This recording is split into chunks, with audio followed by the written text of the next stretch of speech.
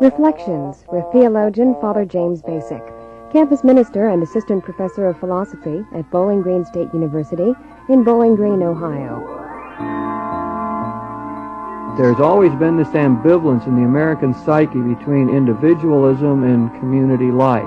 There's been this ideal of autonomy, of going one's own way, of a certain enlightened self-interest.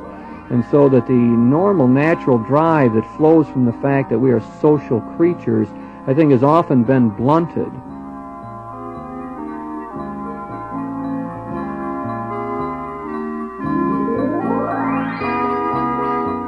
Joining Father Bacik in today's Reflections is Ross Miller, the director of United Christian Fellowship at Bowling Green State University.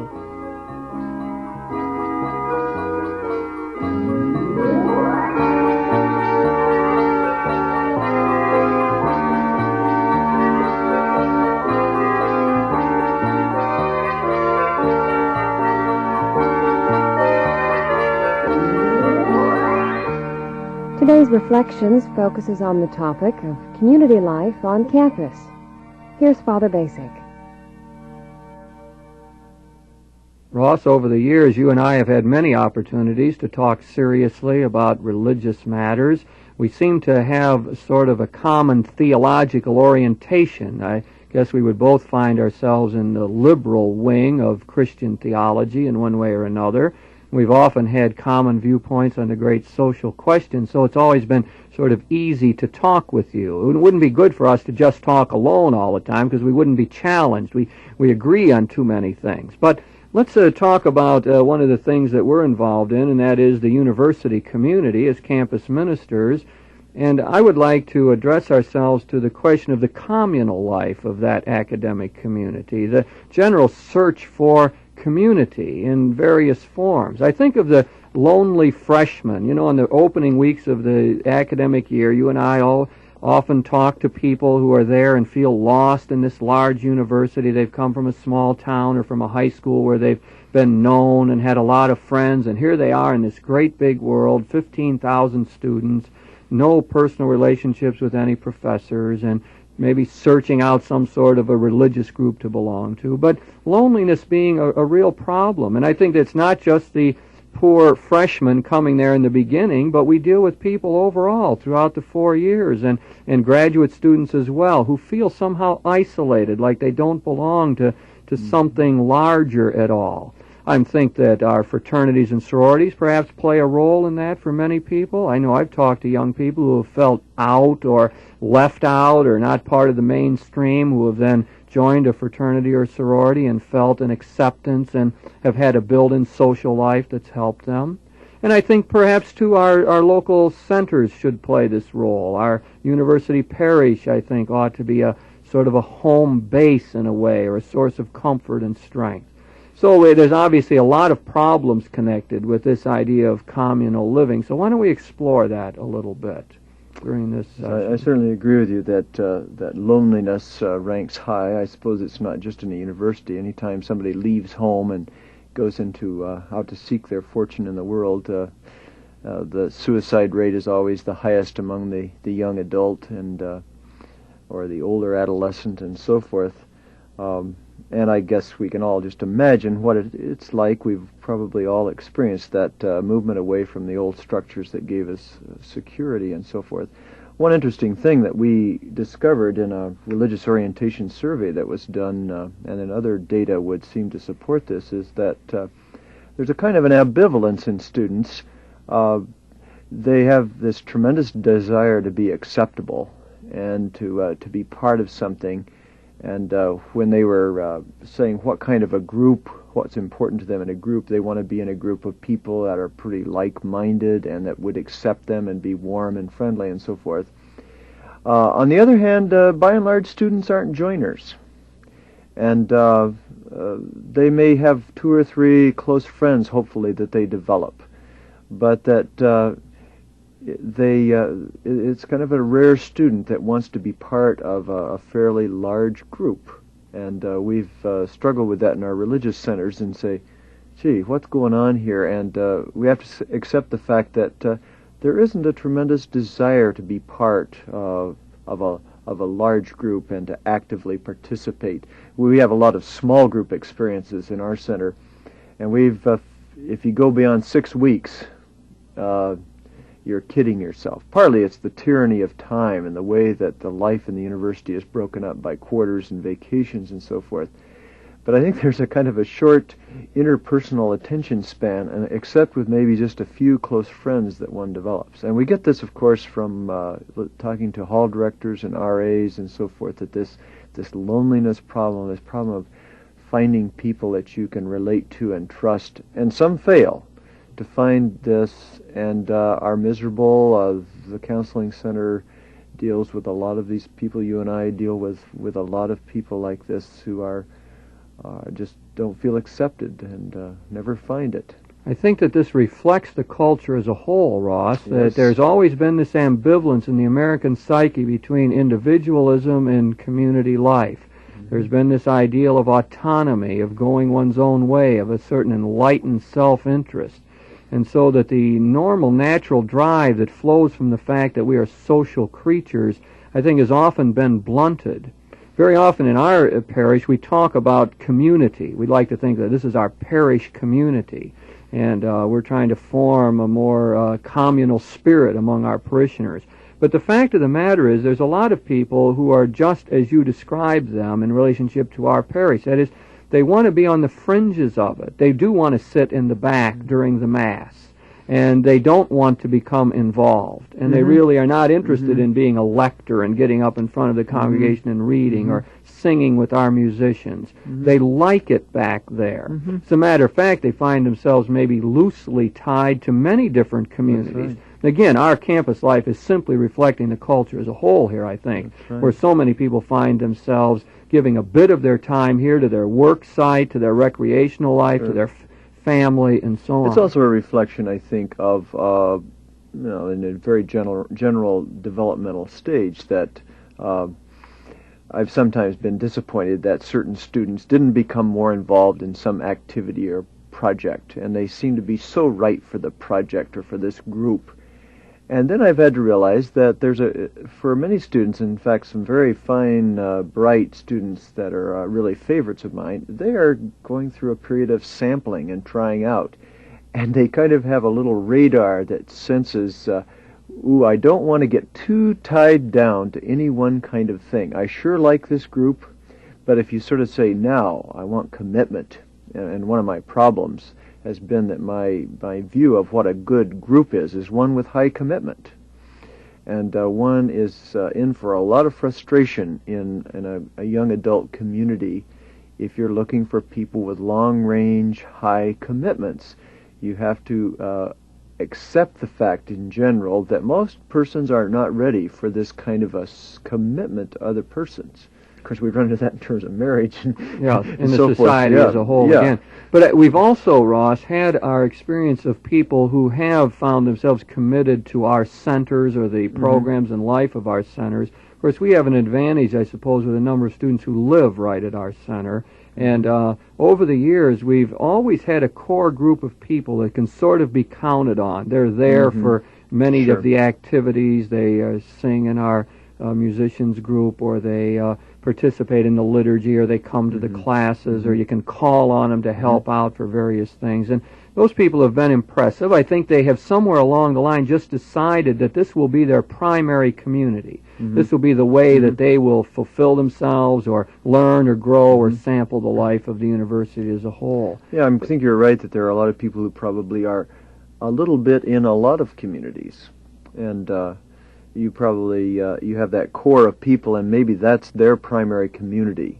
But you probably have other people, as we do, who are a little less involved. They're a little more at the edge. That might be the place they would go to get married, or to announce some important thing in their life, where if they needed a certain kind of counseling, they'd come there. But they might also be involved in a little bit of another community over here, and they're kind of protean, or they're kind of eclectic. They move around a lot. even the fraternity and sorority. You mentioned fraternities and sororities. Before we get on to that, okay. let's stay with the parish thing for a while, because I think you made a good point before about the attitude of those people who are very involved in the community, like you and I as leaders of the community. We'd love to see more people involved and committed. Yes. And you made the point that we can't always shoot for that we can't really expect that. And I think there's something healthy about that outlook, because one of the ways we think of our liturgy, for example, is as a place where people come and get the batteries charged, as a place where they get their value system focused once more, where they can be with other people and find their hopes and expectations enkindled, but so they can go back out and live in the life of the university community in a constructive way. Yeah. I think it's really a mistake to think that all these people have to be involved in our programs, or we've got to run our own social life, or everyone's got to want to be on the liturgy committee or something. I think for many of our people, they do their best witnessing to the gospel and best ministering to other people just on a one-to-one basis in the university by helping to humanize it in some way or another. Sure. You and I have both been connected with many faculty members over the years who function that way. They come for our worship services and they find their nourishment there, and maybe periodically are involved in an educational program, but their real good work they do is in the classroom, is in one-to-one relationships with the students, or in being a good counselor, or a humane administrator. And I think that's really what helps to Christianize the university. Yeah, I don't think we should ever think of our centers as somehow being simply over against that large university That's right. I think community. that the old image of the religious center, which you had in your old Newman Club days, and when I was in college, I was part of a Wesley Foundation, and we had pencils that they gave us, and the slogan was, "Your home away from home." And one of the critics of campus ministry at that time called these people that centered around the religious barflies, that you had a certain group of people who were the very dependent kind of group of people, and who really, someone said, they just extended the womb from home to the campus, and that would protect them from the evil influence of the university. I think that now we have a different vision, the kind of thing that you're speaking about.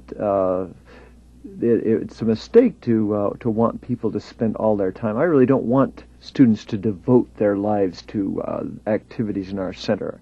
And I'm delighted that, by and large, the people that we would consider our key people are generally people very, very busy. They're hard to get together. It's almost impossible to have a meeting because they're into all other kinds of important things. And that's really where they should be. The only question is, are we doing the sorts of things that, as you say, charge their batteries? Right. Are they, and provide them resources and opportunity to reflect on their experience in the light of their faith? This has really guided, I guess, a lot of our work at the university over the years. I know when we both got there 10 years or more ago that part of our big thing was to reach out to the university community, to get to know faculty members and administrators and see of what ways that we could be of service to that organization. I think we've always taken a positive viewpoint. We had a sister on our staff at one time who was very involved and was supervisor of student teachers and was immersed in the life of the university in that way, and that always enriched, I think, our whole understanding. And of course, I do a bit of teaching for the university, and I think teaching those courses is a fundamentally good thing. I can bring a dimension to that general understanding, which I think is probably helpful. On the other hand, I get a lot of feedback that way from students and keep in touch with what is going on in the university. So we must think of ourselves, I guess, as always as servants of that larger life, and how can we work with other people of goodwill and trying to create better situations and to try to really humanize that university world. I think the another aspect of this is that there's no way in which the students to whom we would minister will all show up at our centers, or we will make contact with them personally, so that it is a much wiser strategy to understand that we are hopefully affecting some people whose influence will be felt beyond us, faculty and students, because what happens in the dorm rooms, one of the great things I think we've done as campus ministers is that we've been very close to the residents' life people, and we've had some gatherings of hall directors and residence assistants, students who work in the dorms, and our advisors on floors, and people who are with the whole residence life staff, and shared with them our common concerns. But it's what's happening in those dorm rooms at 2 o'clock in the morning, and at various times, or in the classrooms, or in these other spots in the university. Remember the time we took a tour around the campus one night to just kind of get a feel for that. That was the famous campus plunge, Ross. Right. That was one of our great failures as campus ministers. It worked one year. Remember, the whole idea was to bring in people from around the university to experience the university for 24 hours, wasn't it? And so they come in, and we had a meeting, and would stay in a residence hall, and go to a class, and go downtown where the students have their parties, and and meet administrators. That was one of the best ideas we ever had, but it didn't really work out that well. But we remember that little trial tour we took is that the university is a much more complex kind of community than we ever imagined. And we just walked through buildings at night and just found that all kinds of activity, people back in laboratories, and not just classrooms, not just dormitories. It's a whole diverse thing. And the Student Recreation Center now, I spend a fair amount of time there, and it's a marvelous kind of meeting kind of place. Things are going on all over. This kind of trying to make contact with other human beings is going on. There's a lot that's taking place that most of us don't think about when we imagine university, and it's not possible for you or I to be there, and those people are not all going to come to our centers. That's why I think one of the good ideas that's emerged recently out of the group that you were very involved with was the new ways of reaching out. I think this peer ministry idea, which is becoming more popular, where students would learn to minister to one another. And I think that really means learning how to be good listeners and trying to inculcate Christian values into relationships and being willing to talk about their faith when it seems proper. I like that idea. It's a simple thing that, we would expect that every lay person in the church would, wherever they were, would do, but this just applies it to the campus situation. And they need training, but I think the new insight, or the thing we're trying to develop now, is the realization that people need training to do that. And I like the other thing that you're involved with the faculty, of trying to gather faculty who will relate to one student throughout the year on a one-to-one basis and form a more personal kind of contact with them. That would be one way of dealing with this problem of feeling isolated. I think it's really a shame that students do not have the kind of rapport we would like with faculty. You ever notice when we have a gathering and both are there, very often the faculty is off on one side of the room and the students are on the other side, and it becomes very hard to get a mix going. Students appreciate, they tell me, their opportunities to meet with faculty, and but it's not an easy thing. I guess all of us, when we go to a party or a reception, we tend to go to the people we already know and feel comfortable with. But we're finding that a lot of faculty do develop important relationships with students. I talked to a history professor the other day, and he said, the longer I'm here, the more I realize that I can't send everybody to the counseling center. And a lot of people simply want to talk to me about their lives and what they're going to do, and that I just keep in touch with them. A person in ethnic studies told me that there's this one student who just checks out with him once a quarter. He had her in a class once, and she perceives that he's a person that really cares about how it goes for her. And so when it's coming to the end of a quarter and she's having to decide what she's going to take, what she's going to do, she perceives somehow from him that he really cares about her. And to me, that's a kind of ministry then. She's not going to come to you or me. She doesn't know us. She hasn't had that experience with us. And this is perfectly appropriate. And I'm glad that some faculty, at least now, are beginning to sense that they already play that role. And that's an important thing that they can do, and in addition to just communicating content and carrying on their duties. Yes, you were raising before the question of the fraternities and sororities, which brings to mind the whole question of the social life of the university. I think long ago we opted in our operation to not try to run an alternate social program to the university, which seems rather ridiculous since they have all of the resources No and the more people are roller all skating there. parties. That's right. I mean, that I still think some parents think that that's what Newman centers do, or Wesleyan centers or whatever, and Right. I think it's important to realize that there really doesn't seem to make a lot of sense to do that on any large scale these days, that people will find their social life elsewhere. But as you know, we inaugurated this year a new kind of thing where we did offer one alternative to going downtown and partying in the usual way, and that was to have an old-time coffee house. We resurrected the idea of getting people together to play the guitar and to sing, and there would be no alcoholic beverages served, and people could sit around and talk and maybe gather with people of like values. Some people put in an awful lot of time and energy on it, and there was a lot of great entertainment that went on, and a small number of people who showed up. But it was a minor effort that we made to provide an opportunity for people to gather together. But, I mean, what's that in really compared to the social life of the fraternity or the Surely. sorority or the That's right. many activities the university can put together for students on the big weekends, parent weekends, and so on.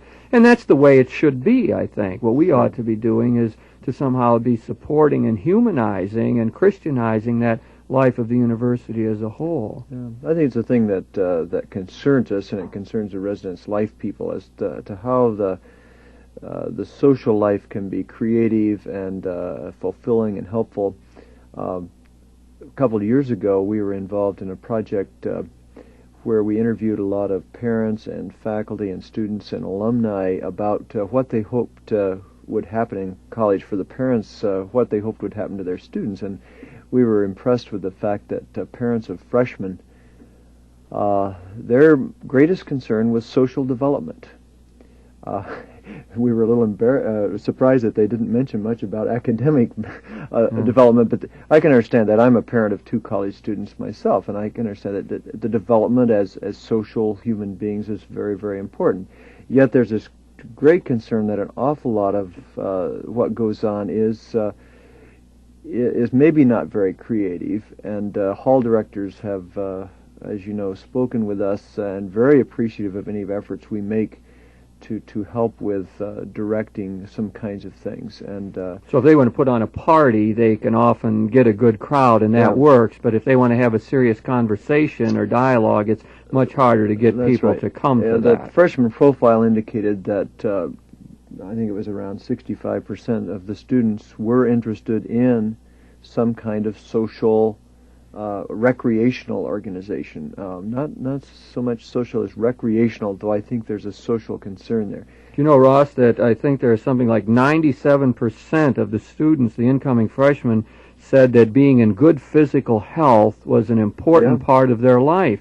And that idea of the recreation center is a big selling point at our university. And there's more and more people you see jogging around the campus. Holistic health is in somehow, and a lot of people are really concerned about that. And a lot of friendships are made over that, you know, people playing racquetball together, and there's the whole intercollegiate life of the university, and that seems to be an important part of it. You know, as we're talking, I'm thinking that the idea that the university is somehow this community of scholarship and this pursuit of truth really isn't the way it goes very often, but it really is a period of time when a lot of socialization goes on, when people learn how to meet others and overcome some of their loneliness and shyness, and I think it's a decent time to do that. I mean, I'm not opposed to that. It's a good place to do it, and there's all kinds of opportunities, and you think of the cultural opportunities, unfortunately often bypassed by our students, but concerts and lectures. Now, the thing that I have felt strongly over the past few years is that these opportunities are just incredible. And you just notice that some students take advantage and just have this rich experience. Other students move through their years and don't seem to be touched by this, and we wonder, are there ways that we can help to direct people or to help them to discover the riches that are here? How does that happen? It's a great puzzle and a great concern of ours. It is. You know, just something like meeting international students, students from other countries, a terrific opportunity. I think a lot of times in our sermons to the young people, we're always telling them, take advantage of the opportunities in the university. Instead of us thinking of the university as a bad place or a dangerous kind of place. We take the other stance that says this is a place of opportunity. There's lectures that you can go to, concerts, there's opportunities to meet people from other countries, to interact with faculty members, to learn social skills and so on, and to take advantage of the recreational opportunities. There's so much there for our students. Well, Ross, we've been all over the lot, I think, in this discussion. It's supposed to be on the community life of the university, I think, and we were talking about various forms of community. A lot of it does relate to the problem of loneliness or shyness or inability to relate to others, and I think at least we've pulled together a lot of ways in which that might be accomplished through the Greek system, fraternities and sororities. I guess we didn't really talk a lot about that, but it is there for many people, and a large number, I forget the percentage exactly, that belong to the Greek system. And so that's one opportunity. And our parishes have obligations that way, too. Our university parish, we like to think of it as a community, a place where people can come and feel energized, where they can feel comfortable at the worship service and find some new directions in their life, focus their value system. I guess our primary thought of that is a way of propelling them back out into the life of the university so they can go out there as constructive people, so they can take advantage of the opportunities and can contribute something to it. And we were talking about peer ministry, the ministry to other, from one student to the other. That seems to be an important part of what we're trying to accomplish. Few social activities in our centers, but mostly an attempt to communicate the gospel, to get the Christian truth across to them so that then they can make that real in the life of the whole university. You've been listening to Reflections with your host, theologian Father James Bacik, campus minister and assistant professor of philosophy at Bowling Green State University in Bowling Green, Ohio. Joining Father Bacik in this discussion was Ross Miller, the director of United Christian Fellowship at Bowling Green State University.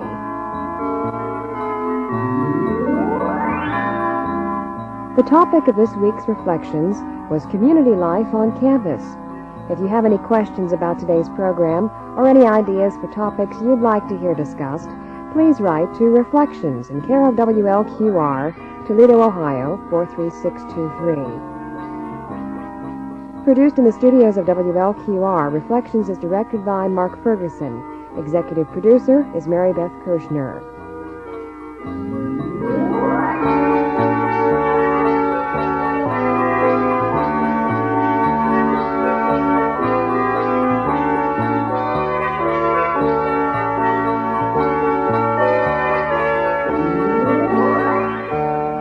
Reflections is brought to you by the Genesis Radio Network.